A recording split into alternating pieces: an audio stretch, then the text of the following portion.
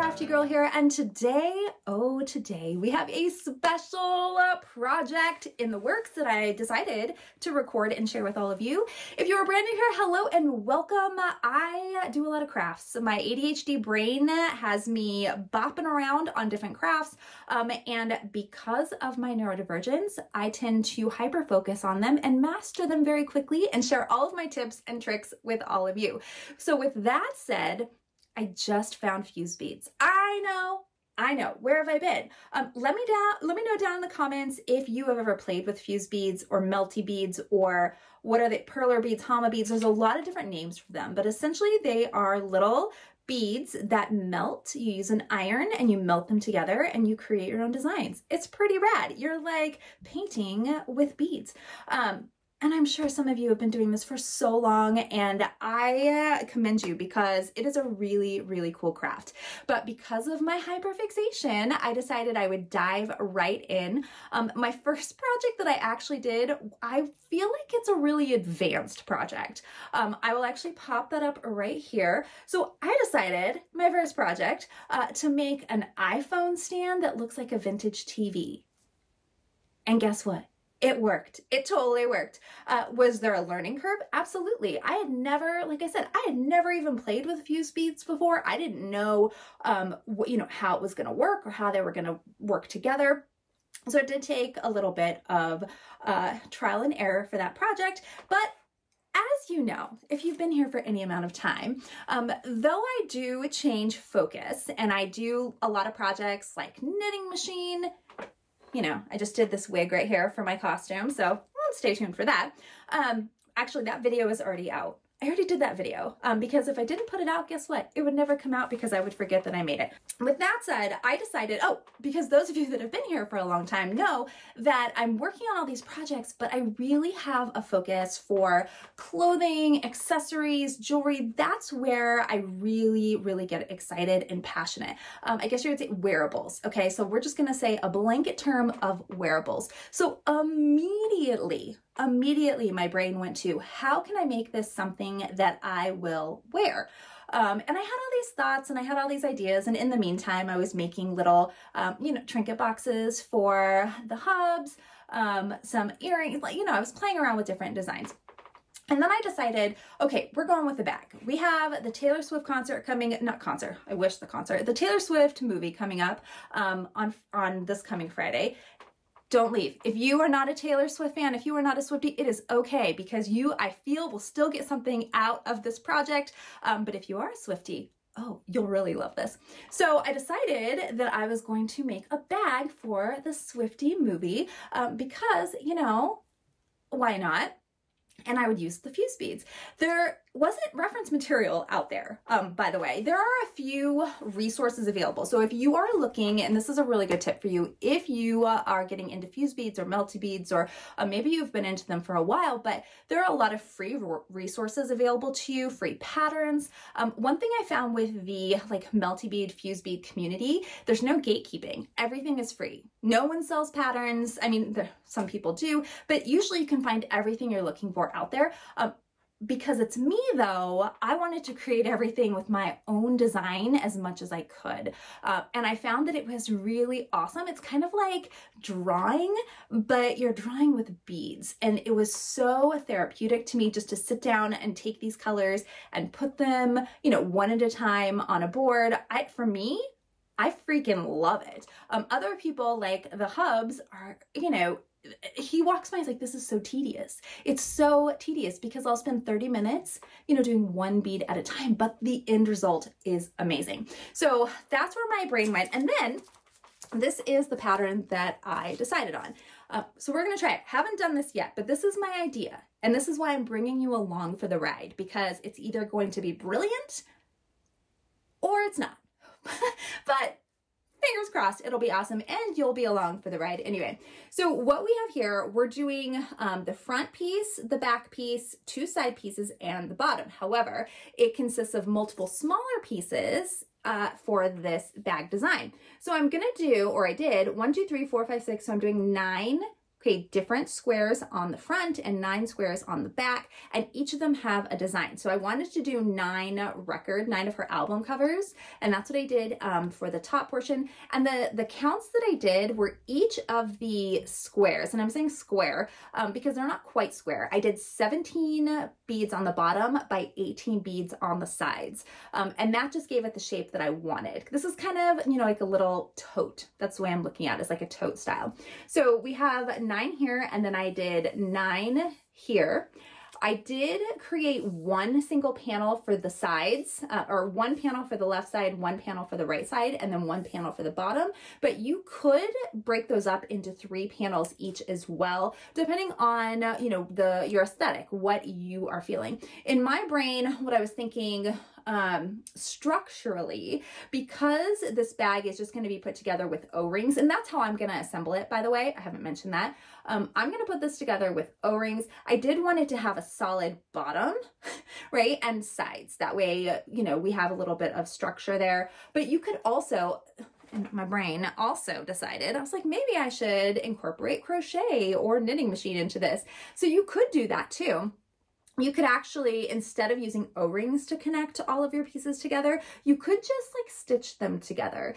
You could do, you know, a whip stitch around everything and then go back through and make, you know, some crochet on the sides. Yeah, you could do like crochet sides. There's just so many ideas, and I need to reel it back in because this is what we're working on right now. So stay in the moment. So for this project, I've already completed most of the pieces. I haven't done the straps yet. It's the only piece that I haven't created because I'm not quite sure what straps are going to work for this bag until, and this goes for all the bags that I make, until I actually make it and feel what the shape looks like. I can't even fathom what a strap would look like. But what I do have is I have 9 album covers. So here are little 9 album covers. Then we have the 9 back pieces, okay? Then we have our bottom piece. We have our first side piece, and we have our second side piece. So these are all the pieces that we have. And then I'm using, this is on Amazon, this is from Amazon, Bead Nova.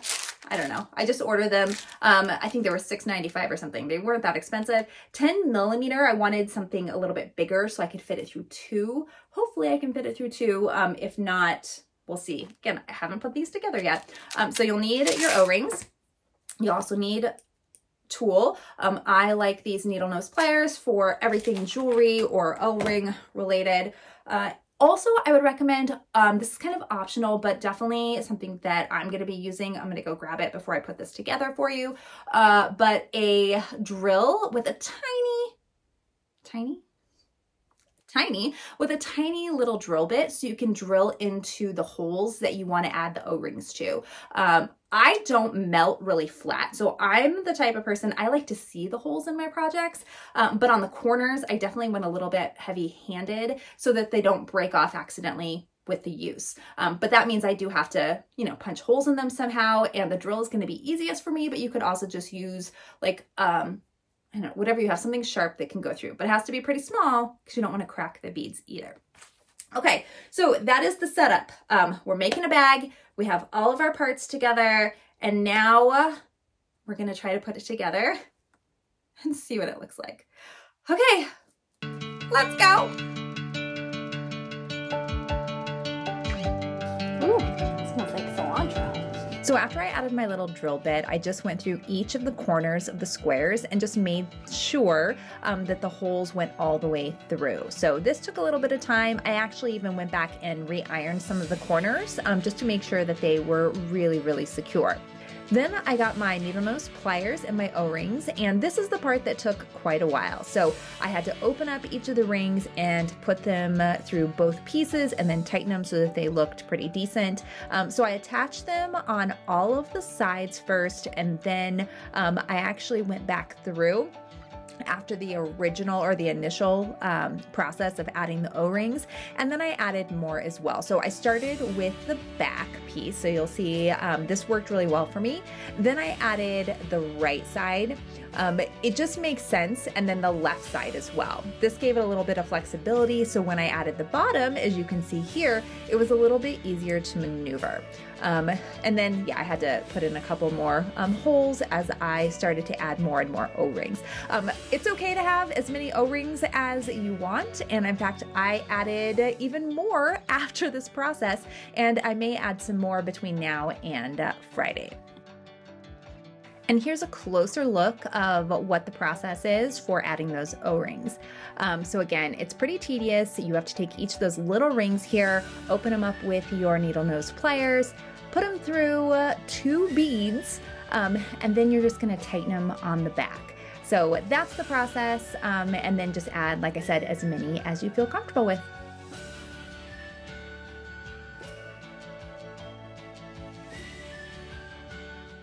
Okay, so progress so far. Okay, so the back, the front, here's your side, here's your side, here's the bottom, and it's really sturdy. I will say I did have a little tiny mishap. That one's gonna annoy me. I might have to take that one off and re-iron it. But that's a big piece of advice for you. Make sure you double, triple iron the corners. I actually even went through and re-ironed a few of them just to get them really tight. But for some reason, that one didn't get it. So I'm gonna have to, if I had a heat gun, maybe I'll try my, anyway, I digress. So where I am now, we have our cute little adorable bag. I love it so much.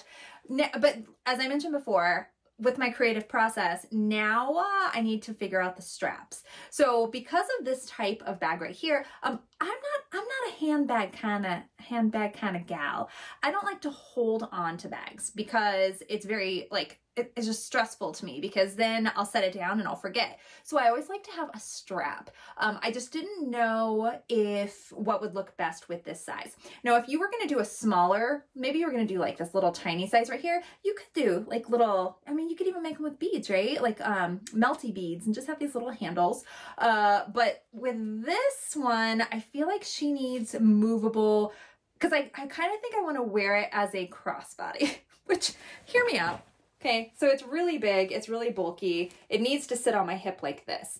And so in order for that to happen, I need to have a strap that's gonna go from here to here and all the way around. So I can either use something that I already have.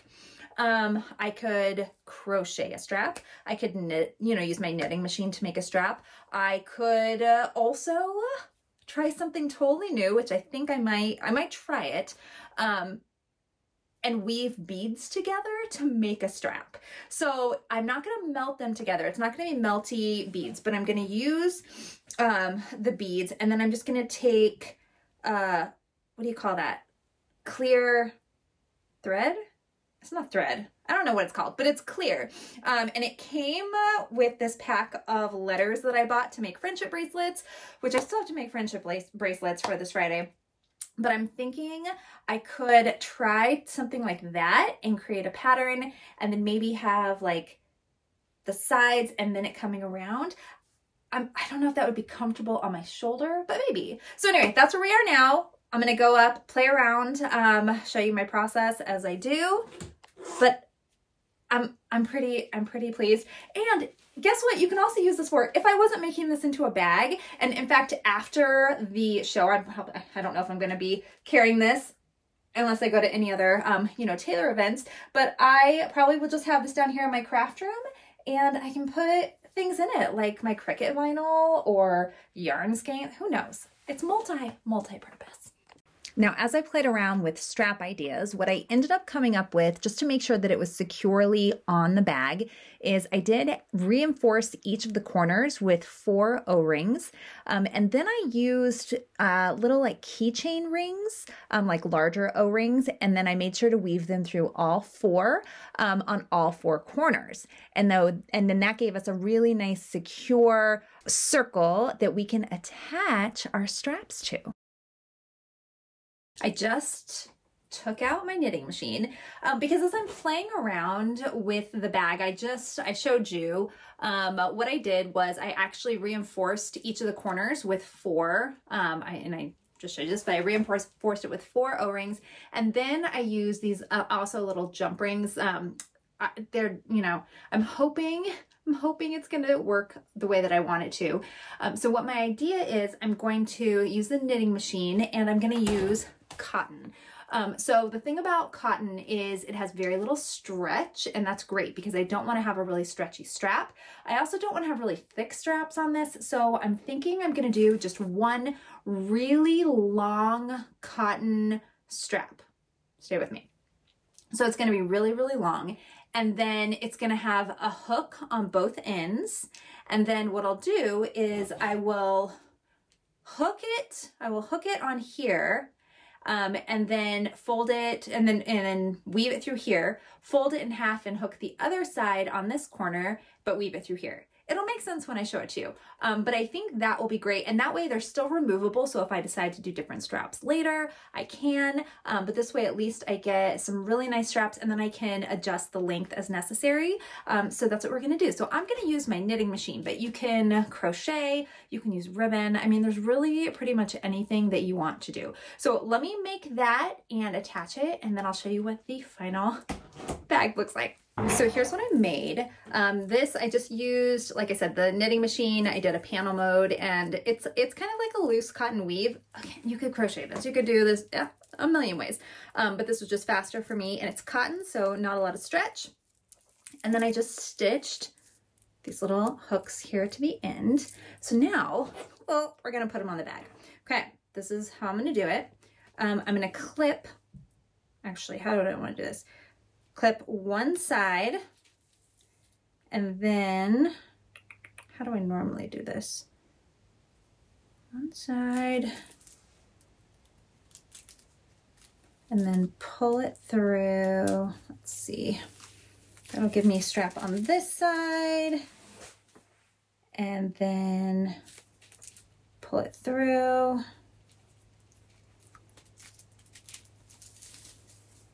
And then strap. Okay, so let's see how, again, it's adjustable. You can, oh, okay, it's pretty awesome. Okay, wait, hold on. Okay, you ready? So here, this is how it fits, this is how I'm gonna wear her. We have our album cover side, folklore, all of the little things there. Lover is here, and then we have the inside with that. Okay, so I need to know what you think. This is a crazy idea that I had. So happy that I got this new hyperfixation, and I cannot wait to bring this with me to the Eras Tour. Hopefully, not the Eras Tour, the Eras Tour movie. As close as I'm gonna get. But hopefully I'll be able to have it full of friendship bracelets as well. And then I'll be able to just reach into my bag, you know, and hand out bracelets or put them on me, whatever. So that is it. Let me know if you plan on making this or something like it. And if you have any questions, I'd be more than happy to ask. Also, don't forget to like and subscribe. Your support is why we're at over 20K. What? 20K here on YouTube. Thank you so much, everybody. And until next time,